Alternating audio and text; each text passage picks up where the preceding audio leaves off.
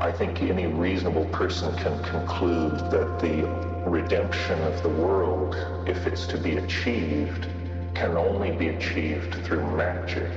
It's too late for science. It's too late for hortatory politics. A day will come when men will no longer care for the earth. And at that day, the gods will depart, and everything will be thrown into primal chaos.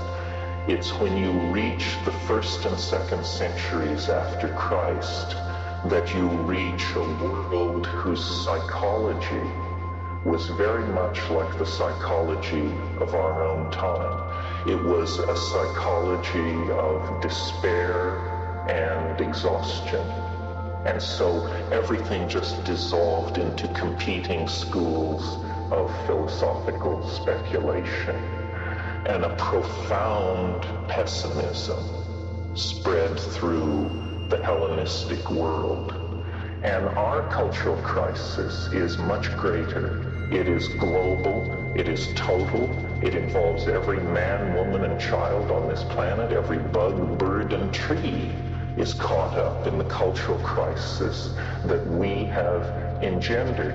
Our ideas are exhausted, the ideas that we inherit out of Christianity and its half-brother science, or its bastard child science.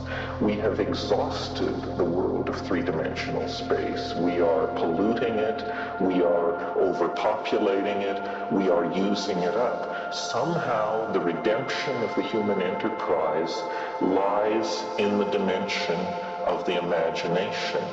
The idea of redeeming the world through magic.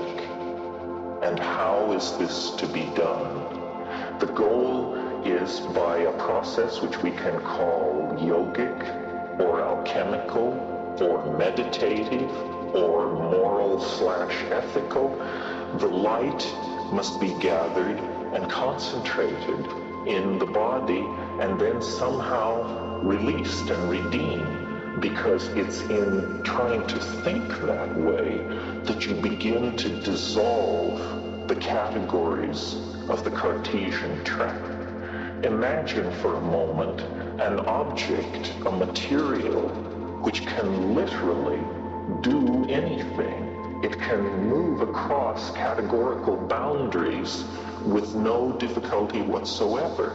It's a coincidentia positorum. It is something which behaves like imagination and matter without ever doing damage to the ontological status of one or the other.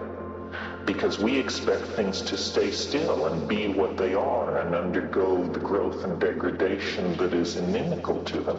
But no, the redemption of spirit and matter means the exteriorization of the human soul and the interiorization of the human body, so that it is an image freely commanded in the imagination, an ability to see ourselves as at once powerful and weak, noble and ignoble, future-oriented, past-facing.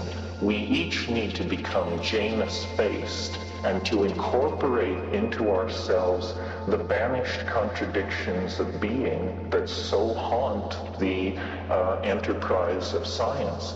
We can leave that behind, and when we do, we reclaim authentic being. And authentic being, make no mistake about it, is what alchemical gold really is.